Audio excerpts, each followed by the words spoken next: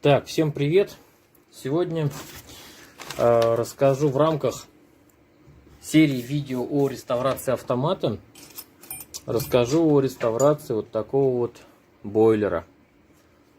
То есть видно, что бойлер был когда-то заморожен. То есть здесь дырка. Естественно, он ничего не держит.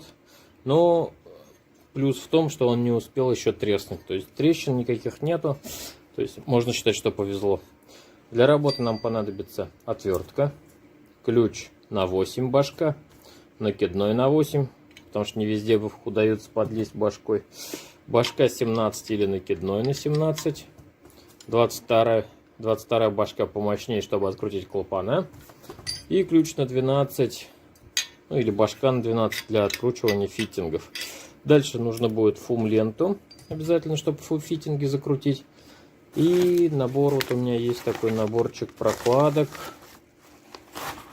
заказанных с Алиэкспресса. То есть это вот старые родные прокладки, а это вот силиконовые новые. И вот такие вот прокладочки стоят 90 рублей на Алике. То есть нам нужна будет одна такая прокладка. Ну погнали. Первое, что мы делаем, это откручиваем крепление бойлера.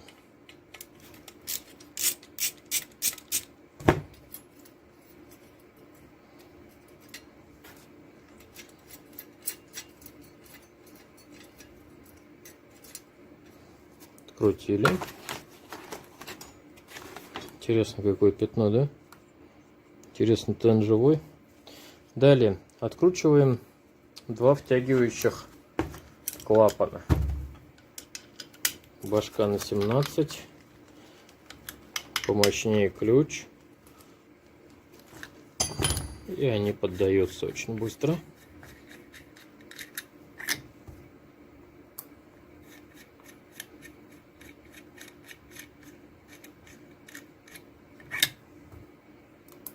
Далее, чтобы открутить клапана, нам нужно зафиксировать где-то бойлер. То есть в руках его держать в однёху не вариант. Поэтому нам понадобятся тиски.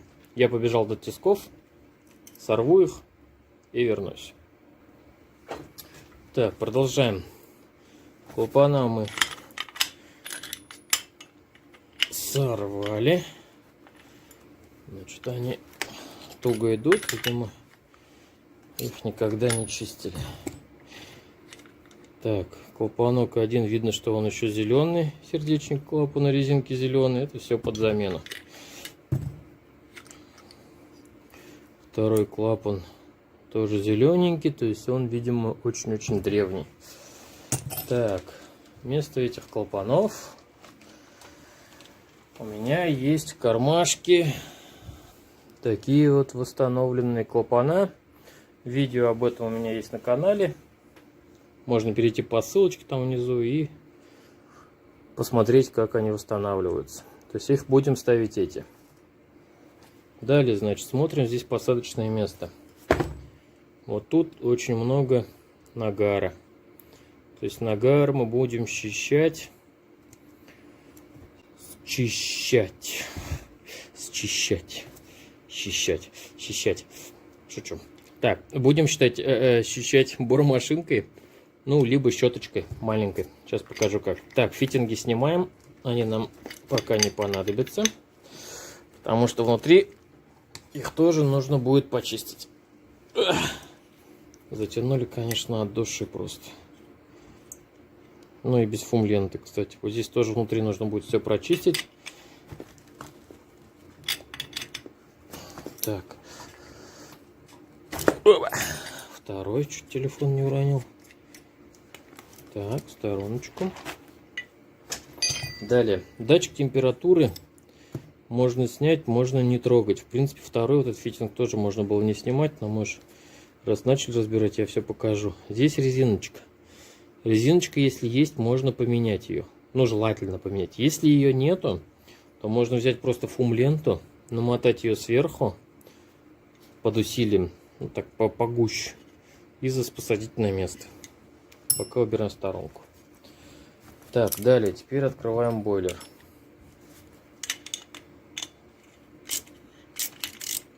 Так как он у нас был заморожен, разморожен, нам понадобится еще газовая горелка. Покажу почему. И молоточек. То есть, естественно, при заморозке его повело. Чтобы его вернуть на место, мы должны его нагреть. Нагреть, чтобы вот от этих щелей избавиться. То есть вот здесь его выперло, он тугой стал. Если мы его нагреем, это все должно пройти само по себе. То есть он должен вернуться. То есть любой металл имеет память. То есть металл должен вернуться к своему первоначальному виду. Если же это не поможет, то есть у нас не будет достигнута плоскость ровное касание двух половинок бойлера, то значит нам поможет молоточек. То есть мы его нагреем и чуть-чуть постучим. Шлифовать бойлер по плоскости я бы вообще не рекомендовал, потому что это утончает стенку креплений. Дальше нам может получиться так, что через пару-тройку таких шлифовок толщины стенки просто не хватит для того, чтобы очень плотно зафиксировать два конца, две половинки бойлера. Да, тут, конечно, он такой весь заржавевший, проржавевший. Вероятнее всего, болты тоже повело. Да, они вон какие все ржавые. Но мы их оставим те же самые болтики, только вероятнее всего промажем их, смажем силиконовой смазкой. Так, вот здесь я уже не могу подобраться накидным башкой, поэтому воспользуюсь накидным ключом.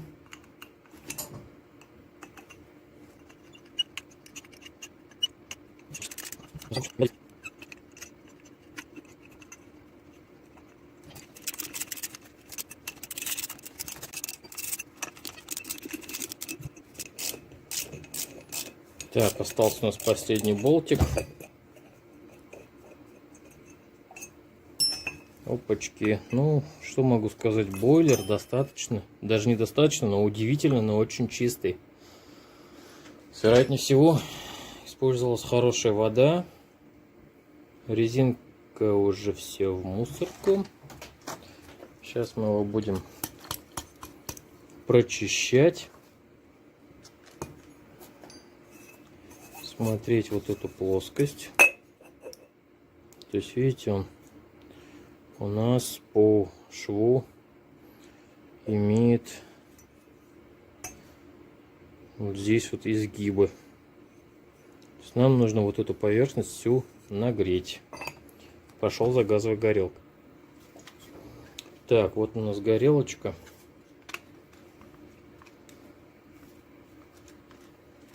Так.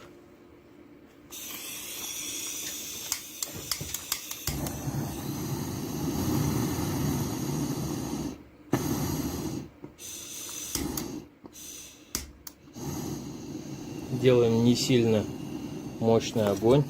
Все, резиночку убираем. И начинаем его потихонечку прогревать. Так, здесь прогреваю, конечно, я здесь на столе. Боюсь, что я сейчас все сожгу. Но вообще, конечно, лучше прогревать где-нибудь на полу. В перчатках.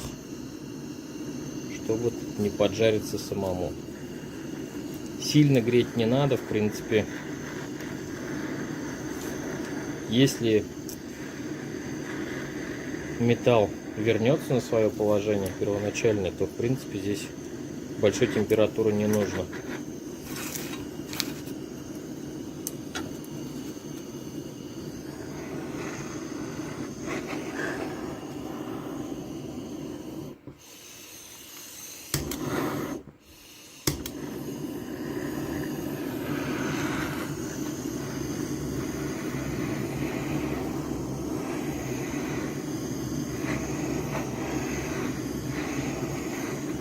Так, нам еще молоточек понадобится. То есть мы сейчас его прогреваем и чуть-чуть по вот этим местам будем простукивать.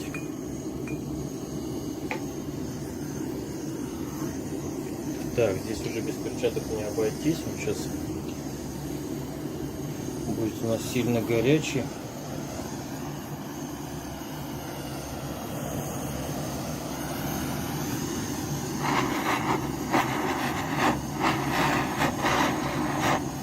То есть я вижу, что вот это, например, лепесток, у нас вот это крепление сильно кривое. Мы взяли. Сильно стучать не надо.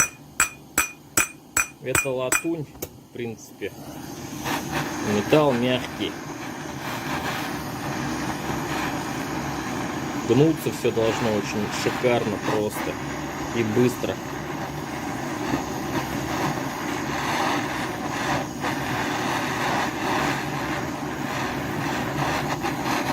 В принципе, даже при нагреве оно само должно вернуться в первоначальное положение.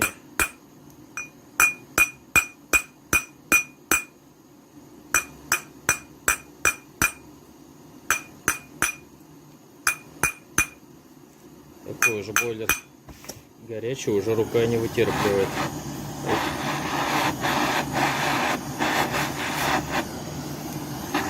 Вот это место немножко посильнее.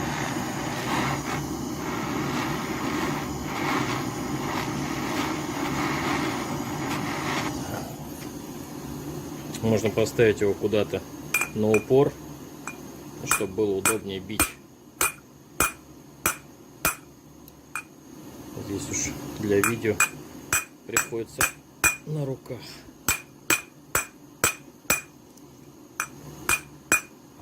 Так, смотрим вторую половиночку.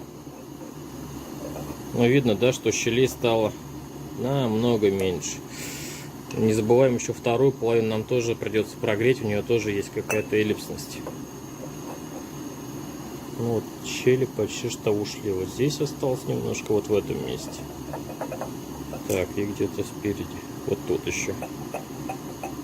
Так, вот этот надо зубчик подлобить.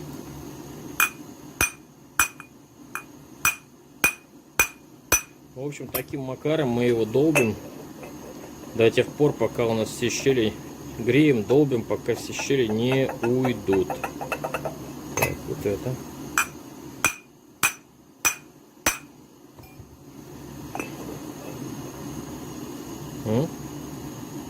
Видите, уже почти что не шевелится.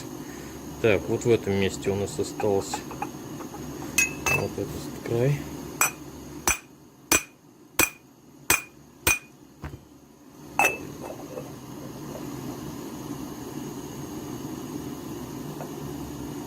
Но он уже достаточно плотный, вот в этом месте остался, и вот здесь осталась щель. Значит, соответственно, вот эти два лепестка надо продолбать. Но здесь я еще не грел. Сейчас будем греть, стучать. Так, пока нажму на паузу, дальше продолжим. Так, ну вот мы прогрели, простучали. Пока только верхняя половинка бойлера. Щели почти ушли, осталось вот в этом месте нагреть нижнюю теперь половинку и точно такую же процедуру провести с ней.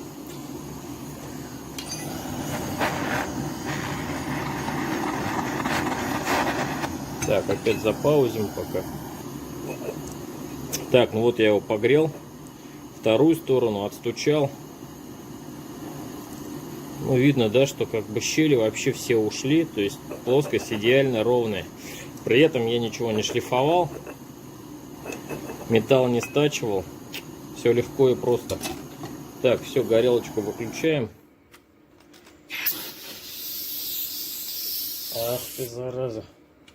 Китайские баллоны пшикают. Так. Ну все, дальше, значит, план такой. Сейчас мы здесь все вычищаем. Соединение. Ай. Здесь тоже все вычищаем. Ставим новую резиночку, прокладочку. Здесь продуваем.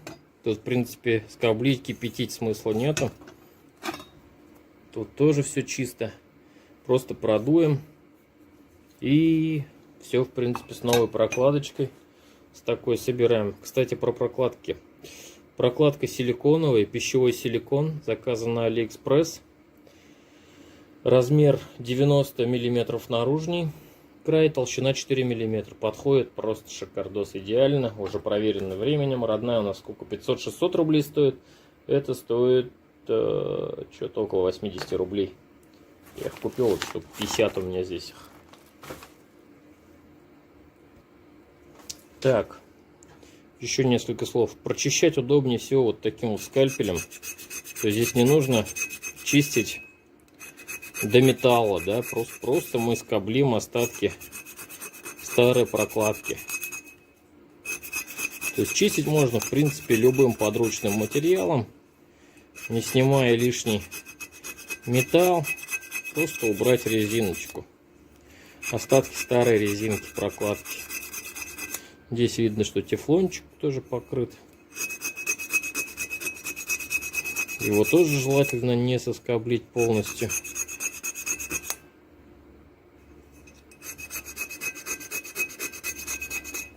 Ну, в принципе, заусенцев нет, уже этого достаточно. Потом не забываем здесь все протереть, обезжирить, продуть. Так, горячо. Здесь, значит, здесь можно воспользоваться вот отверточкой, ну или любой вещью, которая подойдет, в принципе. Нет, не получается. Так.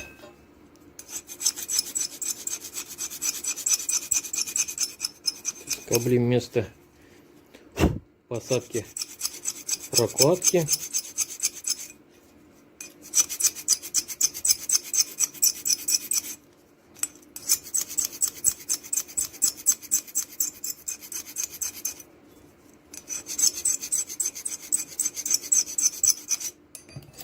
Ну и посадочную поверхность также ножичком. Так, ну вот все, в принципе, все вычищено. Далее берем прокладочку, устанавливаем ее на место. Никаких герметиков тут, ничего в принципе не нужно. Толщины прокладки более чем достаточно, чтобы... Смотрите, какая толщина. Оно прижмется так, что будет просто шикардосина. Так, наживляем сначала от руки болтики.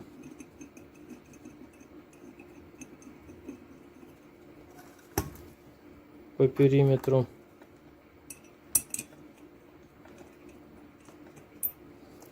Далее мы их должны еще смазать силиконовой смазкой. Сейчас я все наживлю, потом просто пшикну. Можно ВДшкой, в принципе, пшикнуть, чтобы они у нас не ржавели дальше в пазах, в резьбе, чтобы в следующий раз, когда мы будем откручивать, или кто-то будет откручивать, он не матерился из-за того, что прошлый хозяин, техник, который разбирал бойлер, он не удосужился смазать перед сборкой резьбу, ну или болты. Так, вот такая у меня силиконовая смазка. Проходимся просто по чуть-чуть, по чуть-чуть. Все, в принципе, этого более чем достаточно. И дальше затягиваем.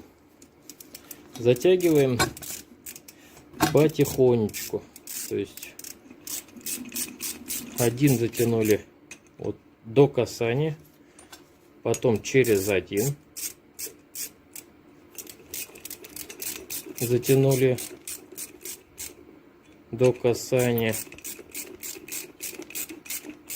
чтобы нашу прокладочку там не повело. Еще через один затянули до касания.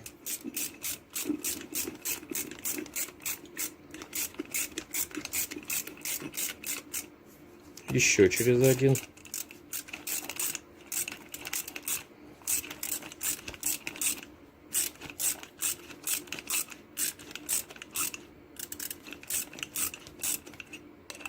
До касания. Дальше пошли закручивать те, которые мы не закрутили. Первый раз пропустили.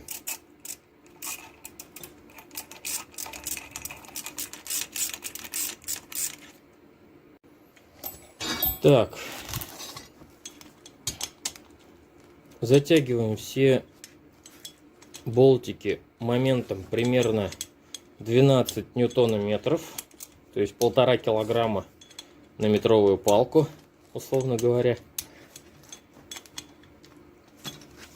Не перетягивая, дабы не сорвать резьбу. Ну, видно, да, что бойлер плотненький, щелей никаких нету. То есть две половинки идеально ровно друг к другу прилегли. Есть вот места такие вот, ну, где вот мы молоточком били, но это не щель, она вот только по углу, по кромке. Так, потом мне не нравится вот эта штучка. Что тут за подтек воды непонятный. Надо его открутить. И, вероятнее всего, здесь когда-то что-то текло. Вот, нехорошая фигня. Здесь вот нужно все зачистить и все посадить на фум-ленту, этот фиттинг. Так, можно воспользоваться шкурочкой, потому что лично я не люблю такие подтеки. Они меня пугают, когда я прихожу к бойлеру и вижу там какой-то накипь непонятный или какое-то белое отложение солей. Такого быть не должно. Да, оно уж тут, видимо, давно было. Даже шкуркой не отодрать.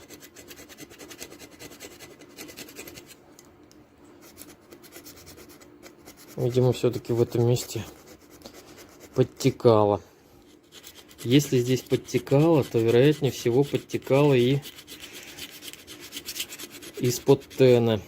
Там тоже нужно менять прокладку, там смысла нету в данный момент, то есть, потому что не течет. Но подтянуть вот эти две гайки на полоборота надо, это точно.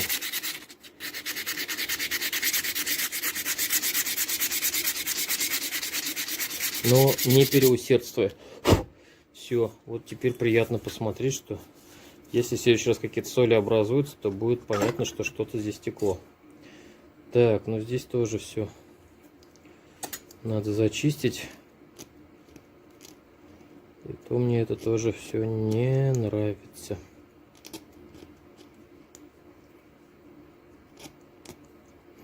Да, но здесь однозначно текло все. Вода подтекала. Так, ну здесь уже без щетки не обойтись. Я пошел за щеткой. Так, здесь можно воспользоваться бормашинкой такой. И какой-нибудь вот такой вот щеточкой, да? То есть, но будем предполагать, что у вас бормашинки нету. Поэтому мы сегодня чистим. Ну, как-то вот так. Тык-тык-тык для вида. Но потом я видео выключу и бормашинку все почищу. Здесь такой же щеточкой можно использовать бормашину, а можно, в принципе, вот так просто вручную.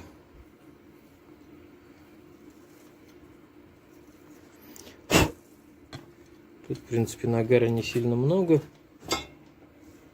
Также можно использовать отвертку, там, шило.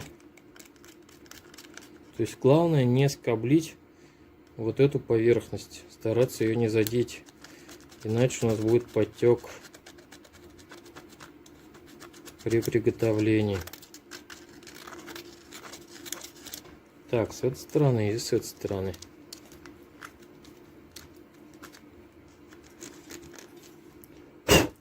Ну вот она у нас более-менее.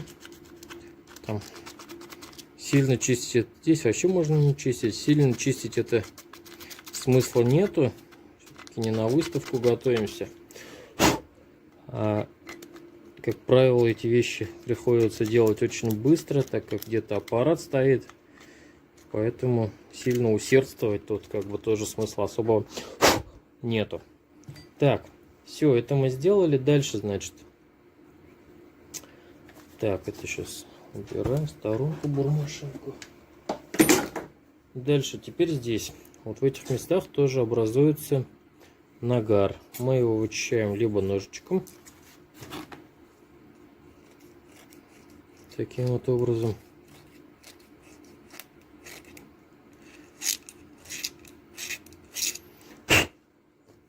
и вот такой же щеточкой.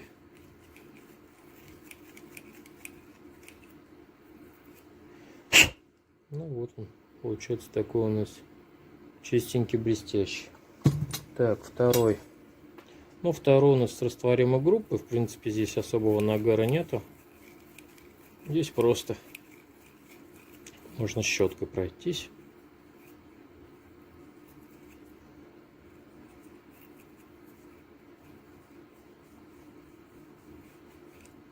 Ну и все. Все чисто. Так, сердечники. Вставляем один.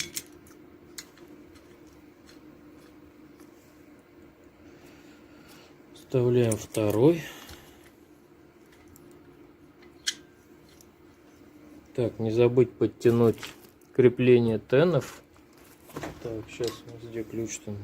Ключ на 14. Так, 16. Сейчас ключик найду, подтянем. Так, вот ключик, значит, берем. Ой, он вообще не затянут. Так, ключик на 13 даже здесь, по-моему, что ли. Нет, 13 не пойдет. 14 ключ. Он вообще не затянут. Он уже, видимо, ослаб просто за столько лет эксплуатации. Что-то не понял, что такой ключ 14 болтается весь.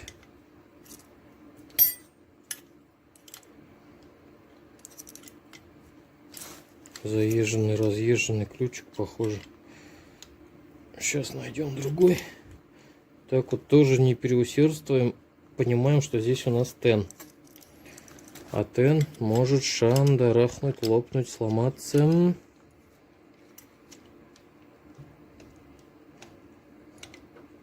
Вот, наверное, гайка какая-то кривая. Так. Ну все, в принципе, нормально. Так, 14 ключик выкидываем. Дальше тянем. Это мы затянем в тисках.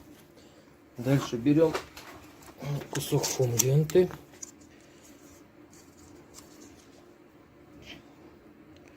Закручиваем фитинги. Надеюсь, все знают, что фум-ленту всегда наматываем по часовой стрелочке.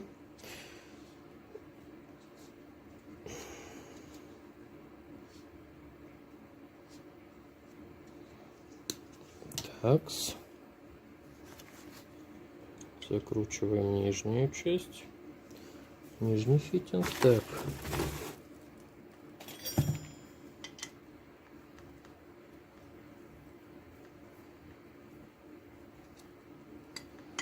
Здесь тоже сильно не перетягиваем.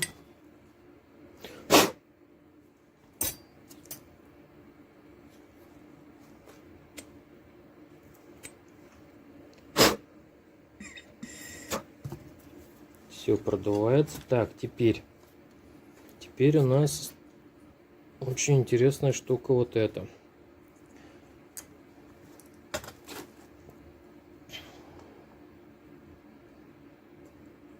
Так, здесь резиночка. Мы ее снимаем. Она прилипла к кольцу, поэтому от кольца ее не отдираем. От греха подальше. Начнем отдирать, она может сломаться. Так, все здесь зачищаем. Можно взять, где тут у нас шкурочка была. Вот. Шкурочкой просто твердую часть убираем.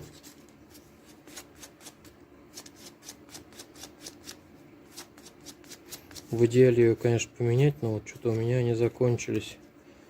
Так, это взяли, теперь берем вот здесь.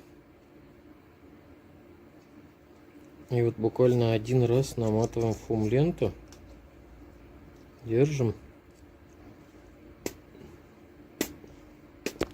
Смачиваем, значит, нашу резиночку. И вот так вот ее запихнули. То есть фум-лента осталась под ней.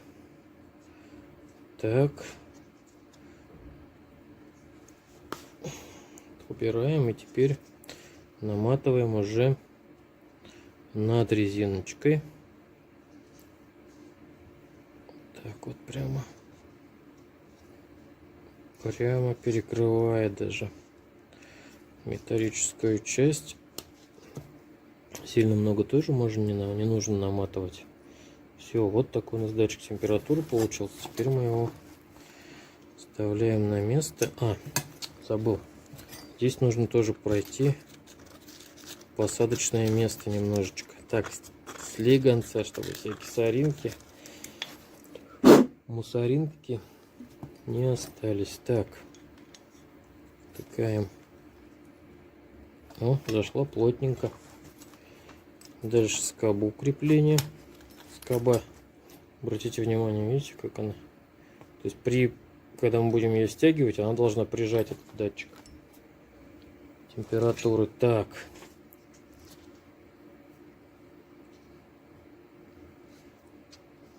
Здесь, значит, мы заматываем.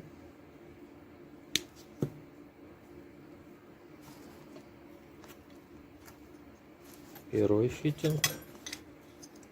Эй.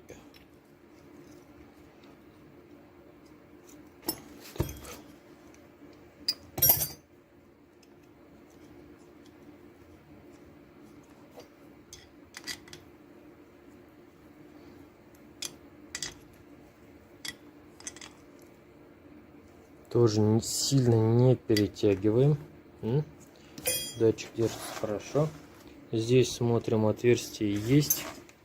Отверстие есть, но либо шилом его нужно еще пройти, либо иголкой. От шприца нормально. Можно поскрябать внутри.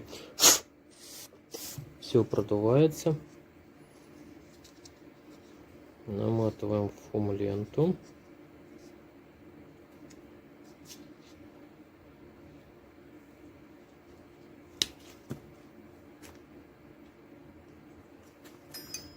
И закручиваем.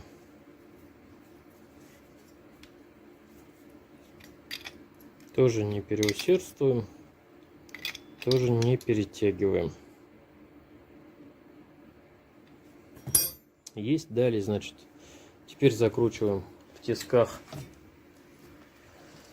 сердечники клапанов и устанавливаем 2 электромагнитных клапана.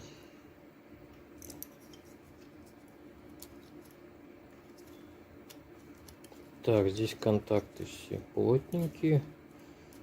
Проводку так. Так, пошли затягивать. Так, затянули. Теперь две катушки клапанов. Здесь уже сильного усилия по затяжке не требуется.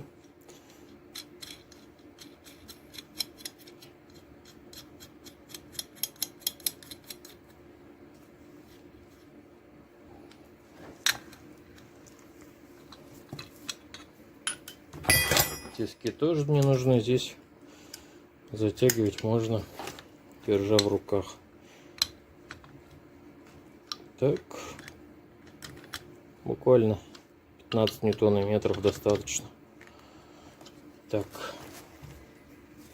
ну и все, далее крепим планку, держатель, почистить ее надо сперва помыть. Ну и все, бойлер готов. Будем ставить, проверять.